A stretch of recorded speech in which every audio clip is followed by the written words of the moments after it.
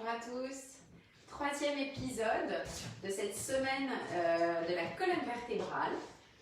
La semaine de la colonne vertébrale, le trésor, qui protège notre trésor, notre système nerveux et les 125 ans de la chiropratique cette année.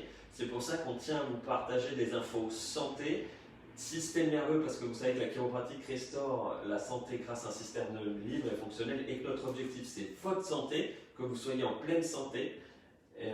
Donc on va vous partager des infos. Et aujourd'hui, la première vidéo elle vous parlait de qu'est-ce que c'était que la santé. La deuxième vidéo elle vous a expliqué pourquoi la colonne vertébrale et qu'est-ce que c'était que le système nerveux. Donc ça se intéressé. Maintenant on va essayer de comprendre comment on perd la santé. Comment ça se fait que ce santé qui a un droit naturel avec lequel on est. Oui, vous vous souvenez que dans la première vidéo on vous a expliqué qu'on a tous la capacité d'être en santé, on a tous la capacité de guérir, de s'autoréguler et de réparer.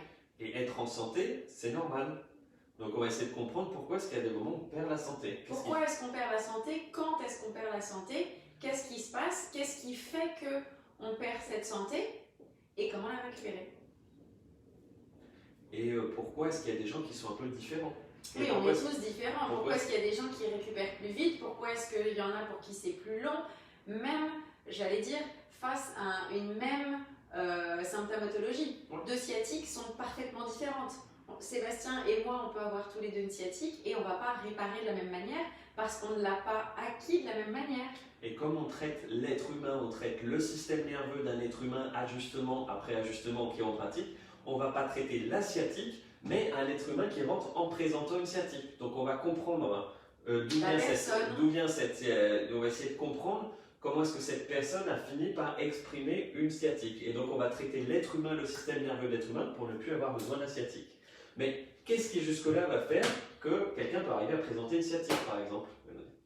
Alors on va avoir différents, nous on appelle ça des stress, mais ce n'est pas le mot stress comme on l'entend aujourd'hui, je suis stressée. C'est des choses qui vont venir challenger mon environnement, mon corps. Ça va demander une réponse à mon système nerveux. C'est une force extérieure, environnementale, qui va demander une réponse de résistance à mon corps. En chiropratique, pour simplifier en neurologie, on dit que l'extérieur est une force qui va être un peu invasive, qui va rentrer en moi, qu'il va falloir absorber, gérer, dealer ou alors combattre, parce que l'intérieur donne des forces qui résistent. Résistantes, absolument. Voilà, donc notre capacité à résister à l'environnement fait que c'est ce qu'on a appelé des stress, qui viennent le challenger. Ça peut fluer, ça peut passer comme de l'eau, ça peut glisser sur moi, ou je peux avoir du mal à absorber et me défendre. Donc il y a trois catégories majeures. Les traumas physiques. C'est ça. On explique après. Ah, d'accord. Les toxines chimiques et les pensées, émotions, l'autosuggestion qu'on associe aux événements de la vie. Donc les trois catégories. Trauma physique, toxines chimiques et l'autosuggestion, les pensées, les émotions qu'on associe aux événements. Elodie, maintenant on va détailler. On va travailler. Quels sont les traumas physiques pour toi? Alors il va y avoir tout ce qu'on a vécu comme choc, que ce soit des gros chocs, tous les accidents, les chutes qu'on va faire. Le premier traumatisme de la vie, c'est la naissance, il faut le dire. Même quand ça se passe bien, c'est quand même un traumatisme pour le bébé parce qu'il faut passer dans un tout petit canal et écraser le crâne pour arriver à sortir. Mais c'est aussi la première décision de vie qu'on prend et c'est le premier pas dans cette vie. Donc c'est très bien, même si c'est un traumatisme, ça peut laisser des séquelles sur beaucoup de bébés. Et après, on va tomber 3500 fois, je crois, avant d'apprendre à marcher. Donc il va y avoir tous ces chocs-là, tous ces petits chocs-là, qui mis bout à bout peuvent créer des problèmes d'interférence au niveau du système nerveux. Il va y avoir donc les gros chutes, les accidents de voiture, vélo, moto, les chocs sur la tête ou sur les fesses, qui sont les extrémités du système nerveux. Si vous prenez un coup sur la tête ou quand vous tombez sur le coccyx, ceux qui sont déjà tombés sur le coccyx s'en souviennent, en général ils ont eu mal pendant des semaines. Ça crée vraiment une protection du système. On se met en protection, on sort sa carapace de tortue, on se défend parce que c'est un danger pour le système nerveux que d'être agressé au niveau de ses extrémités. Il y a les entorses de genoux, pieds, parce que c'est des stabilisateurs, on va marcher dessus constamment. Elodie a raison, les chocs sur la tête ou sur les fesses, ça fait comme un effet accordéon, on se protège. Si vous marchez sur la queue d'un chat, il va faire un bond au-dessus de ma tête. Et le coup fort sur la tête, ça fait le coup de tortue. Et quand on fait le coup de tortue, il y a même les lombaires qui vont venir complètement se protéger, s'imbriquer. On rentre la queue comme les animaux d'ailleurs. Et donc ça, c'est des gros traumatismes de la vie qui peuvent faire des protections physiques. Il y a aussi le manque de mouvement ou le mouvement non propre.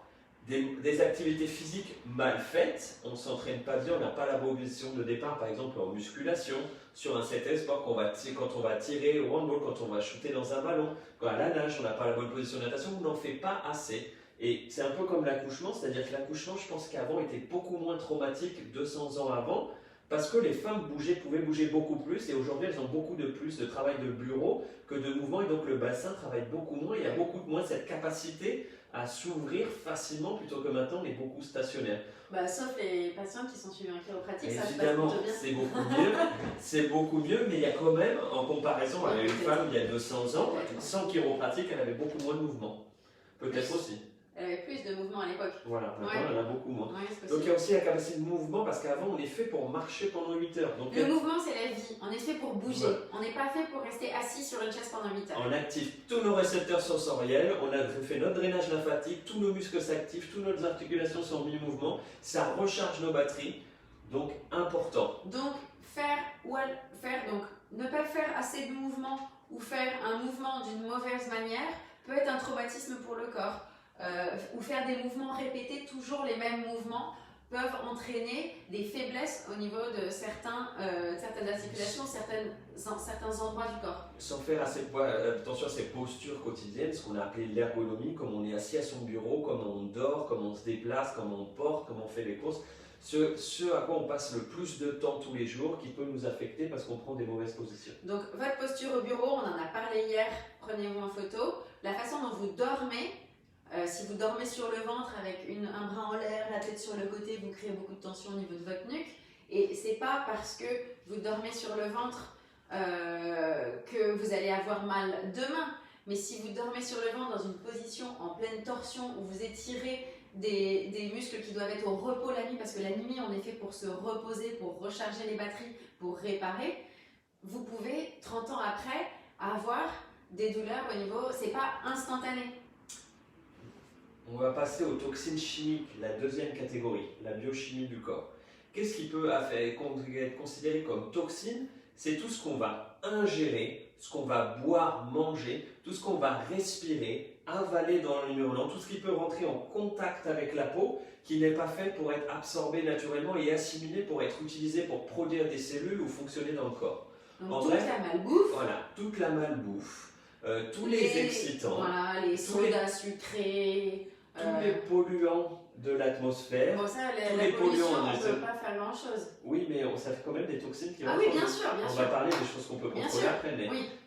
Parce que dans la malbouffe, qu'est-ce qu'il y a? On peut manger des fruits et légumes de saison, des protéines de chasse et de pêche de nos ancêtres si on n'est pas végétarien, des bonnes huiles et des bonnes choses. Tout ce qu'on prend comme produit trop transformé, avec un excès de sucre, des mauvaises graisses, et les produits qui ont été un peu trop industrialisés peuvent avoir un coût de dépense et c'est considéré comme une toxine. Le corps doit s'en débarrasser et du coup il faut qu'il fasse travailler la machine pour pouvoir s'en débarrasser et ça lui coûte. Tout ce qu'on utilise comme excitants. Les excitants, c'est quoi? C'est des outils qu'on a créés dans l'alimentation pour supporter le fait d'aller à la guerre pour les soldats. Le café, le thé, le chocolat, je vais encore le sucre, l'alcool, le tabac. Toutes ces choses qui vont booster, qui vont accélérer notre corps, le maintenir dans un métabolisme de survie. La survie, normalement, c'est momentané. Et nous, des fois, on a tendance dans notre culture à les utiliser tous les jours, à être constamment boosté, être constamment dans la survie. Constamment en voiture à 160 sur l'autoroute. Et ben, ça use le moteur et il y a un moment, vous n'avez plus d'essence. Avec le corps, c'est pareil.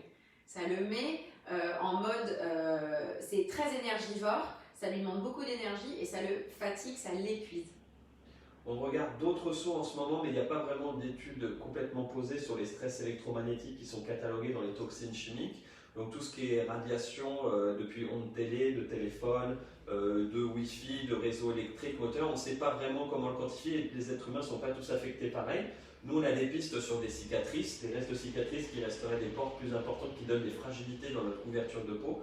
En chiropratique, on a quelques techniques qui nous orientent là-dessus, mais on passera pour ça. On va parler de la troisième catégorie qu'on appelle l'autosuggestion. Pourquoi on appelle autosuggestion? Parce que c'est nous qui allons interpréter un événement et qui vont associer des émotions et des pensées par rapport à notre histoire, par rapport à nos parents, comment ils nous ont appris à réagir, par rapport à nos entraîneurs, par rapport à nos expériences de vie. Tout ce qu'on va vivre dans notre vie se fait par rapport à notre filtre, les lunettes qu'on va mettre en fonction de notre histoire passée et de ce qu'on vit en ce moment. Le même événement ne va pas du tout être vécu de la même façon par Sébastien que par moi. Et pourtant, je veux dire, si quelqu'un entre un peu brusquement dans notre pièce, on ne va pas le vivre de la même manière. Et pourtant, les faits sont là. Il a ouvert la porte, il est rentré brusquement dans la pièce. Mais on ne va pas le percevoir, le ressentir et avoir les mêmes émotions parce qu'on est deux personnes complètement différentes. Si on prend 4 personnes dans une voiture, le conducteur et parlons juste du conducteur et du passager, ils ne vont pas avoir les mêmes émotions. Le conducteur, il va forcément avoir un peu plus de culpabilité que le passager, parce que c'est lui qui est au volant qui se dit toujours est-ce que j'aurais pu l'éviter. S'il y a un accident. Ouais, le passager se dit ah mais si je l'avais prévenu, si j'avais anticipé, si j'étais pas dans tel. Et ceux derrière, c'est des fois ils ont plus de défense émotionnelle parce qu'ils ne voient pas arriver l'accident, ou ils n'ont pas accès au rétro, ils ne voient pas le phénomène de défense du conducteur et ils sont pris par surprise. Donc ce qu'on appelle une invasion. Donc 4 personnes, le même accident, vont répondre différemment. Et il faut savoir que peu importe ce qui est réel ou irréel, c'est pareil pour le cerveau.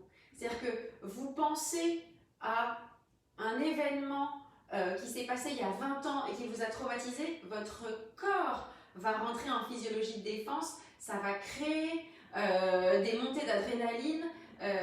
Du coup, vous allez être en stress, le corps va produire des hormones du stress, adrénaline, cortisol, etc. Comme si c'était réel, et pourtant, vous êtes chez vous dans votre canapé en train de boire un café. Vous avez une réunion importante dans le futur, dans une semaine, dans 2 semaines. Vous êtes au point de monter sur une scène, ce qu'on appelle le tract. Vous êtes en train d'anticiper des choses qui vont aller mal. Je vais oublier mon texte, je vais emmêler mes mots, je ne vais pas réussir à m'exprimer. Et ben, vous créez de la panique, vous vous mettez dans une physiologie de défense par rapport, et quand ça commence, comme vous êtes dedans, hop, ça roule et ça circule. Mais avant de créer une physiologie de défense, où ça s'effondre. Donc le cerveau, pour ce qui est réel ou virtuel, c'est exactement la même chose, donc ça va être son interprétation qui va déclencher une réponse. D'où l'importance de ce qu'on pense.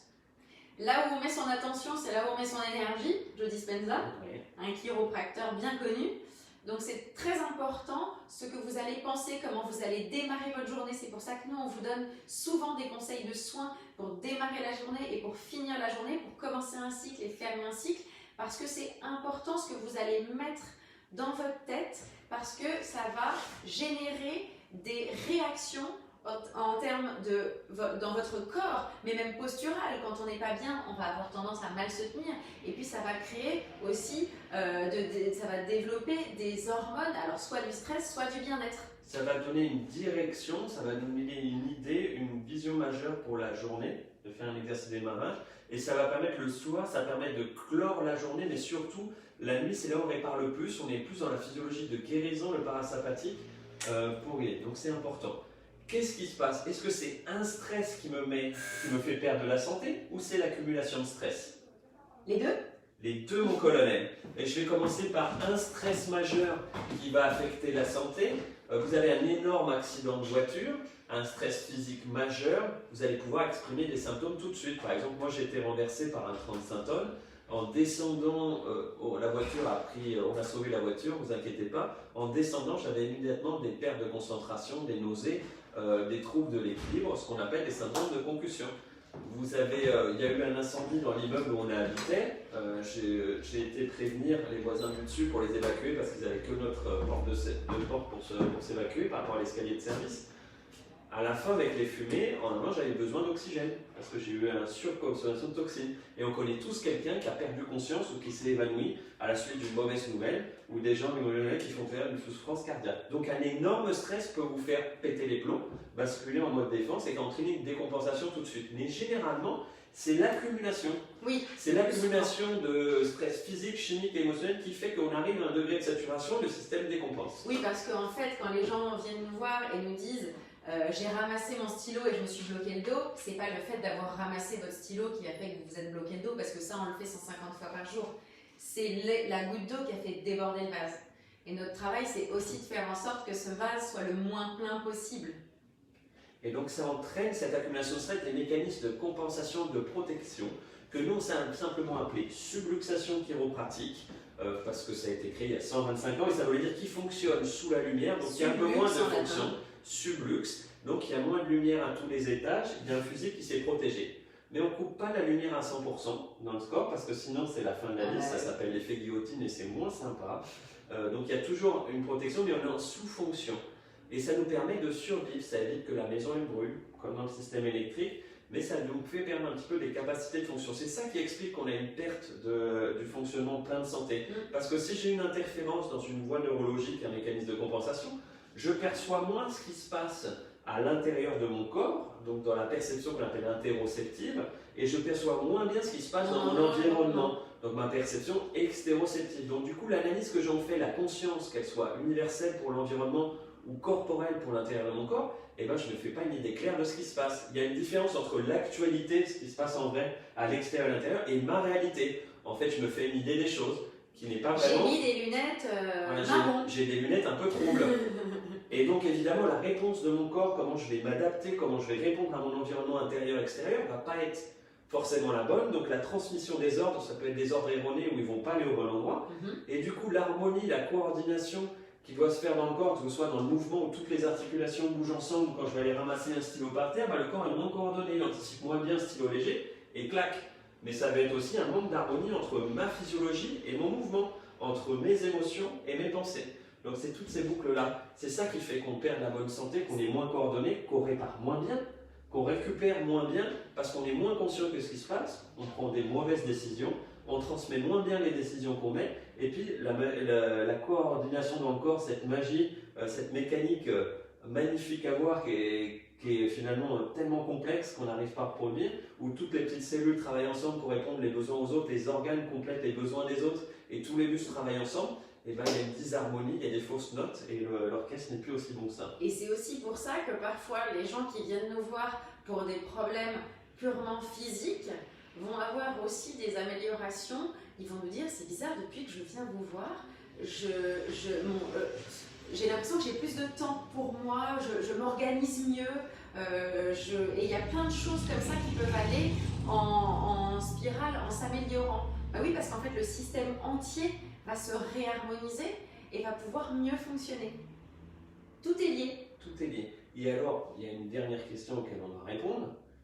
C'est comment ça se fait que tout le monde ne met pas le temps pour guérir, pourquoi est-ce que moi je vais mieux au bout de 2 mois, je sens vraiment que ça commence à aller vraiment mieux, et que celui d'à côté, ça fait 6 mois qu'il en bave et c'est plus long. Pourquoi? Déjà, il faut voir ce qu'on appelle guérison, parce qu'Elodie a dit aller mieux, c'est-à-dire dans le langage commun pour les gens, être un peu soulagé. Il y a une différence entre être soulagé, ne plus avoir mal, et avoir bien fonctionné et être complètement libéré, renforcé. C'est pas la même chose. Mais il fallait qu'on soit clair. Je parlais du point de vue des patients. Souvent, les patients nous disent, lui là, il vient depuis le même temps que moi, et lui, il peut marcher. Je vois qu'il monte sur la table de manière légère, et moi, je galère encore à mettre sur la table. C'est pas juste. Commençons par ce que tout le monde dit, répond à chaque fois. C'est une question d'âge. C'est une question d'âge, oui, mais pas une question d'âge en termes d'années de vie, mais plutôt un âge en termes de vitalité. C'est ça. Est-ce que j'ai 60 ans mais je suis dans un corps de quelqu'un de 40 ans, ou est-ce que j'ai 60 ans et je suis dans le corps de quelqu'un de 80 ans? Est-ce que j'ai 37 ans et je suis dans le corps de quelqu'un de 18 ans, ou est-ce que j'ai 37 ans et je suis dans le corps de quelqu'un qui en a 70, ou est-ce que je suis dans quelqu'un qui a 35? Donc ma capacité de réponse vitale, c'est ça qu'on va appeler le vrai âge. Ça va être aussi depuis combien de temps les mécanismes de protection et de compensation sont inclus là. Est-ce que ça fait 1 mois? Est-ce que ça fait 1 an? Est-ce que ça fait 10 ans? Est-ce que ça fait 20, 30 ans comme beaucoup de patients? Oui, parce qu'en fait, moi je dis souvent qu'on est comme des oignons, on a accumulé des couches et des couches et des couches entre les chutes, les traumatismes, la pollution, les excès de bouffe, et puis les chocs émotionnels qu'on a vécu dans notre vie. Donc, quelle taille a votre oignon? Est-ce que vous êtes un petit oignon nouveau ou est-ce que vous êtes un bel oignon Et dans la durée de ce temps qui s'est mis en place, le tissu s'est dégradé depuis combien de temps? Le tissu était en train qu'il soit musculaire, qu'il soit ligamentaire, qu'il soit osseux, qu'il soit articulaire, que ce soit un organe, que ce soit depuis combien de temps la dysfonction est en place et les ressources, les besoins du corps arrivent-ils déjà? Est-ce que je mange ce qu'il faut pour amener ces ressources? Est-ce que je bois ce qu'il faut pour amener ces ressources? Est-ce que je respire ce qu'il faut pour amener ces ressources? Est-ce que je bouge ce qu'il faut pour activer ces zones-là? Est-ce que je pense ce qu'il faut? Est-ce que je me repose ce qu'il faut pour que ça puisse réparer? Parce que la chiropratique, c'est magnifique, ça aide énormément de gens et ça marche. Mais vous ne pouvez pas nous demander si ça fait 20 ans que vous avez eu un accident de voiture énorme et que ça a créé beaucoup de séquelles, d'aller mieux en 2 semaines. Vous pouvez lui demander, est-ce que vous l'aurez? Non mais on ne peut pas répondre à cette question en disant oui, dans 2 semaines vous fonctionnerez parfaitement, vous serez en parfaite santé et tout ira mieux. C'est pas... Enfin voilà, il faut être logique. Si ça fait 20 ans que cette histoire a commencé à se créer, il faut détricoter. Si le tricot est très long, il faut un petit peu de temps pour détricoter. La guérison, tout ce qui est un processus naturel, et la guérison c'est un processus naturel de renouvellement cellulaire, de recoordination, il y a besoin de ressources, de nettoyage, parce qu'il faut enlever aussi ce qui est abîmé avant de ramener du neuf et reconstruire. Ça demande un principe de temps. Et un principe de répétition pour corriger l'ancien pattern, pour libérer les couches de protection dans le système nerveux, de temps de répétition et d'opportunité, comme on dit. Oui, c'est-à-dire que pourquoi on dit opportunité? Parce que le système nerveux va fonctionner par rapport à ses priorités, donc il va réparer ce qui est le plus important pour lui, ce qu'il va percevoir en termes d'organes et de fonctionnement articulaire. Et nous, on a des attentes des fois qui sont par rapport à où est-ce que je suis brimé dans ma qualité de vie, dans mon quotidien. Donc si les deux matchs, c'est très bien et j'ai des réponses très vite. Et des fois, si ça ne matche pas, mes symptômes ne matchent pas la priorité du corps, il faut que je sois un peu plus patient. Voilà. Tout ce qu'il y a, on est là pour monter le niveau de santé, le niveau de fonctionnement. Donc petit à petit, on se débarrasse d'énormément de choses. N'oubliez pas, on vous a demandé de participer, notez les 3 stress majeurs qui impactent le plus dans votre santé, dans les traumas physiques, les toxines chimiques et l'autosuggestion. Un stress majeur de chaque. Et on vous a donné aussi déjà une porte d'entrée. Quel est le stress dont je peux me débarrasser, que je peux minimiser pour le moment, qui est facile pour moi? Est-ce que c'est manque de mouvement et je peux sortir marcher un petit peu plus? Est-ce que c'est boire un petit peu plus d'eau? Est-ce que c'est faire attention à ne pas boire 7 cafés mais en boire que 2? Est-ce que c'est une pâtisserie mais pas 2? Et au niveau émotionnel, est-ce que c'est couper les journaux télé un peu peu plus tôt? Oui, on ne peut pas me focaliser sur le collègue qui m'ennuie, mais plutôt sur ce qui s'est bien passé dans sa journée, ce qu'on a réussi à achever et ce qui est constructif. Donc voilà, on voulait que vous soyez proactifs parce que la santé c'est quelque chose de proactif, il n'y a personne qui va le faire pour vous. Même les gens quand ils viennent nous voir et qu'ils viennent se faire ajuster, nous on ajuste le corps, mais vous êtes acteur de votre santé. Alors pour ces jours de la semaine de la colonne vertébrale, on voulait tous les jours vous donner quelque chose à faire pour que vous preniez soin de vous, que vous fassiez attention à vous, vous preniez conscience des petites choses que vous pouvez faire vous aussi chez vous, qui ne vous demandent pas énormément d'énergie et de temps, mais qui peuvent avoir un effet énorme. Donc un petit bilan sur ces 3 stress-là, qu'est-ce qui peut-être m'empêche d'être en bonne santé et qu'est-ce que je peux faire? Des petites choses qui sont à votre niveau que vous pouvez faire, j'en suis sûre, au quotidien pour vous libérer déjà de ces interférences, de ces forces extérieures qui viennent empêcher vos forces intérieures d'être au maximum. N'oubliez pas que pour les patients qui sont déjà là, on est là pour vous, dans les ajustements, pour monter ce niveau de fonctionnement, monter cette harmonie intérieure, libérer votre système nerveux. Pour ceux qui sont curieux, pendant tout ce mois célébrant autour de l'anniversaire de la chiro et la semaine de la colonne vertébrale, on propose des bilans du système nerveux. Vous nous écrivez en message privé ou vous nous appelez au cabinet au 01 42 38 57 50. Le bilan du système nerveux, c'est comprendre qu'est-ce qui se passe, quels symptômes et vos demandes, vos objectifs de santé, et ce qui match l'état du système nerveux qu'on voit, voir ce que ça match. Donc, est-ce que c'est le moment de démarrer des soins chiropratiques? Est-ce qu'on peut vous aider? Comment on peut vous aider? Et vous, est-ce que vous avez envie que ce soit nous qui vous aidions? Est-ce que nos techniques, notre personnalité, notre main vous plaît? N'oubliez pas, vous êtes responsable de votre santé et on est là pour faciliter et restaurer un bon fonctionnement du système nerveux.